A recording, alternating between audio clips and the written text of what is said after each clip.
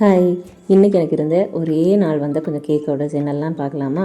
அன்றைக்கி இருந்த கேக்ஸ் எல்லாமே ஈவினிங்கே டெலிவரி பண்ணி முடிச்சுட்டு, இது நெக்ஸ்ட் டே கொடுக்க வேண்டிய கேக் எல்லாம் ஈவினிங்க்கு மேலே எல்லாம் பேக் பண்ணி எடுத்திருக்கேன். எல்லாம் பேக் பண்ணி முடிக்கும்போதே நைட் ஆகிடுச்சு. அன்றைக்கி நைட்டே எல்லாம் ஃபுல்லாக க்ரம் கோட் பண்ணி செட் பண்ண வச்சுட்டேன்னா நெக்ஸ்ட் டே டெலிவர் பண்ணுறதுக்கு நமக்கு கொஞ்சம் ஈஸியாக இருக்கும். ஸோ நைட்டில் ஒரு 10 o'clock ஆனப்போ இது எல்லாமே பேக் பண்ணி முடிச்சு எடுத்துட்டேன். அதுக்கப்புறமா தான் க்ரம் கோட் கொடுக்கவே ஸ்டார்ட் பண்ணியிருந்தேன். அன்றைக்கி ஃபஸ்ட்டு கொடுக்க வேண்டி இருந்தது வந்துட்டு ஒரு ரெயின்போ கேக் வந்து 2 kgயில் கேட்டிருந்தாங்க. ஸோ 5 கலர்ஸ் வச்சு தான் ரெடி பண்ணி எடுத்திருக்கேன். 2 kgயில் நமக்கு 7 கலர்ஸ் வச்சு எடுக்கிறது கொஞ்சம் கஷ்டம். ரெடி பண்ணலாம், பட் அந்த லேயர்ஸ் எல்லாம் ரொம்ப தின்னாக இருக்கும். நான் பண்ணுறது 1 kgனா 5 கலர்ஸ், 1.5 kgனா 7 கலர்ஸ் கொடுத்து நமக்கு எடுக்கலாம். நான் அந்த மாதிரி தான் பண்ணுறது. ஸோ இது வந்துட்டு 2 kg கேட்டிருந்தாங்க. நான் வந்துட்டு 5 கலர்ஸ் கொடுத்து டாப் அண்ட் பாட்டம் டயர் அப்படியே 2 டயரில் வச்சு ரெடி பண்ணணும். டாப் டயர் வந்துட்டு 5 இன்ச்சும் பாட்டம் டயர் வந்துட்டு 8 இன்ச்சும் உள்ள பேன் தான் இதுக்கு யூஸ் பண்ணியிருக்கேன். எல்லா கேக்குமே நைட்லேயே க்ரம் கோட் பண்ணி நம்ம ஃப்ரிட்ஜில் செட் பண்ண வச்சுட்டோம்னா இந்த 2 டயர் கேக் எல்லாமே கொஞ்சம் நல்ல ஸ்ட்ராங்காக நல்லா செட் ஆகி கிடைக்கும். நமக்கு 2 டயர் வைக்கும்போது கொஞ்சம் பயம் இல்லாமல் இருக்கும். இதுலேயும் இந்த கேக் வந்துட்டு ஒரு 1/2 hour மேலே ட்ராவல் பண்ணி கொண்டு போக வேண்டியது. அதுவும் கஸ்டமர் தான் எடுத்துகிட்டு போகிறாங்க. அந்த கேக்கில் கொஞ்சம் அதிகமாக ஃபாண்டன்ட் ஒர்க்குமே இருந்துச்சு. ஸோ ஃபாண்டன்ட் அதில் வைக்கும்போது கொஞ்சம் மெல்ட் ஆகாமல் கொஞ்சம் நல்ல ஸ்டிஃபாக இருக்கும். இந்த ஃபாண்டன்ட் ஒர்க் எல்லாமே நெக்ஸ்ட் டே தான் ரெடி பண்ணியிருந்தேன். இந்த ஃபாண்டன்ட் செட் பண்ணுறதுக்கு நம்ம ஓடிஜியை வந்துட்டு ஒரு 5 minutes ஒரு 120 130 டிகிரியில் ஒரு லைட் ஹீட்டில் வச்சு இந்த ஃபாண்டண்ட்டை உள்ள ஒரு 5 minutesக்கு வச்சு எடுத்தோன்னா நல்லா செட் ஆகி கிடைக்கும். இந்த ரெய்னி சீசன்லலாம் இந்த மாதிரி பண்ணுறது கொஞ்சம் ஈஸியாக இருக்கும். சம்டைம்ஸ் நம்ம கேக்கில் ஃபாண்டன்ட் வச்சு ஒரு 5 minutes கழிஞ்ச உடனே அது ஒரு மாதிரி ஒரு ஸ்டிக்கி மாதிரி இருக்கும். நம்ம கையில் தொடும்போது அது நம்ம கையில் ஒட்டும். அந்த மாதிரி இல்லாமல் இருக்கிறதுக்கு இந்த மெத்தட் வந்துட்டு நமக்கு ஃபாலோ பண்ணலாம். அது நல்லா ஸ்டிஃப் ஆகி கிடைக்கும், கையில் ஒட்டாது. நெக்ஸ்ட் டே மார்னிங்கே கேக்கு நல்லா ஃபுல் கோட்டெல்லாம் கொடுத்து நல்லா செட் பண்ணி எடுத்தாச்சு ஃப்ரிட்ஜில் வச்சு. அதுக்கப்புறமா இது டெலிவர் பண்ணுறதுக்கும் ஒரு 1/2 hour முன்னாடி எல்லா ஃபாண்டண்ட்டும் அதில் வச்சு கேக்கு டிசைன் பண்ணி எடுக்கணும். இதில் வந்துட்டு 3 டெடி பியர்ஸ் கேட்டிருந்தாங்க.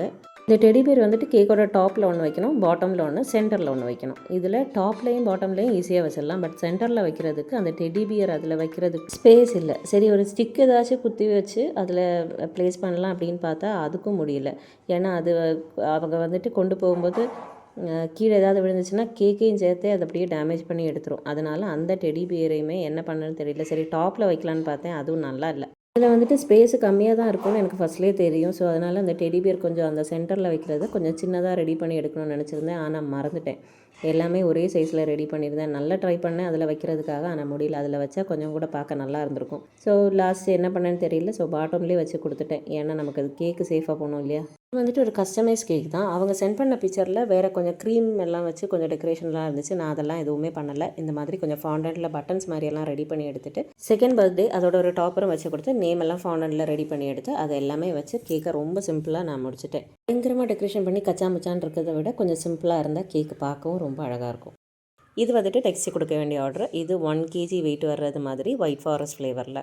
கேக்கோட ஃப்ரண்ட்டில் வந்துட்டு அந்த ஃபாண்டன்ட்டில் ஒரு பாண்டா ரெடி பண்ணி வைக்கணும். அதோட ஹைட்டு அட்ஜஸ்ட் பண்ணி வர்றதுக்காக 6 inch பேனில் 2 பேன்லேயாக பேக் பண்ணி எடுத்து அதை 2 லேயர்ஸாக கட் பண்ணி டோட்டலாக 4 லேயர்ஸில் வச்சு தான் இந்த கேக்கை ரெடி பண்ணி எடுத்திருக்கேன். அந்த கேக்கில் பெருசாக டிசைன் எதுவுமே கிடையாது. ஜஸ்ட் அந்த டாப்பில் ஒரு போ வைக்கிறது, அப்புறமா நாசில் யூஸ் பண்ணி பிளாக் கலர் ஃபாண்டண்ட்டை வந்து ரவுண்ட் ஷேப்பில் கட் பண்ணி எடுத்து அதை கேக்கோட ஃபுல்லாக எல்லா இடத்துலையுமே பேஸ்ட் பண்ணி கொடுத்துருக்கேன். அதுக்கப்புறமா அந்த பாண்டா தான் ரொம்ப கஷ்டம். ஒரு 1 hourக்கு மேலே ஆச்சு எனக்கு அதை ரெடி பண்ணுறதுக்கு. நான் ஃபஸ்ட் டைம் இது பண்ணுறது.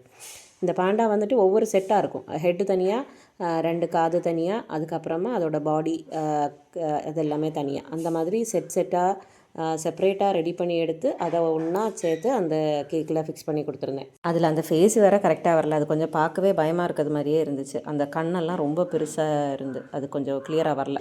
அப்புறமா டைம் ஆகிடுச்சு, வேறு வழி இல்லை. அது கொஞ்சம் தெரிஞ்சவங்கனால அட்ஜஸ்ட் பண்ணிக்கிட்டாங்க.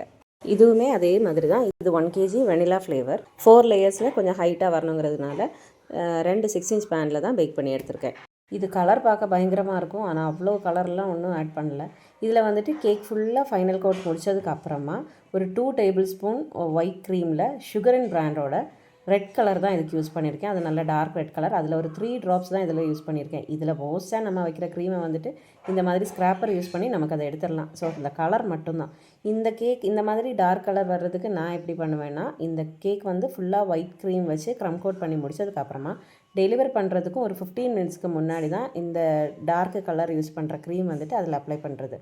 இது வந்துட்டு ரொம்ப நேரத்துக்கு முன்னாடியே நம்ம அப்ளை பண்ணி வச்சுருந்தோம்னா அந்த டைம் ஆக ஆக நம்ம ஒரு 1/2 hour போனதுக்கப்புறமே அந்த கலர் வந்து ரொம்ப ஃபேட் ஆகிரும். ஸோ அவங்களுக்கு கொஞ்சம் டார்க் கலரில் வேணும்னு கேட்டதுனால இந்த மாதிரி நான் லாஸ்ட் மினிட்ல தான் ரெடி பண்ணி எடுத்திருக்கேன். இதாகும்போது கொஞ்சம் நேரத்துக்கு அந்த கலர் அப்படியே நிற்கும். இது வந்துட்டு வாட்டர்மெலன் மாதிரி கேட்டிருந்தாங்க. அதாவது அதோட சீட்ஸ் எல்லாம் வச்சு அதுக்கு வந்துட்டு ஐஸு நோஸு இந்த மாதிரி இருக்கிற மாதிரி கொஞ்சம் ப்ராப்பர்ட்டிஸ் எல்லாமே ஃபானலில் ரெடி பண்ணி எடுத்து அது வந்து கேக்கில் ஃபிக்ஸ் பண்ணி கொடுத்தாச்சு.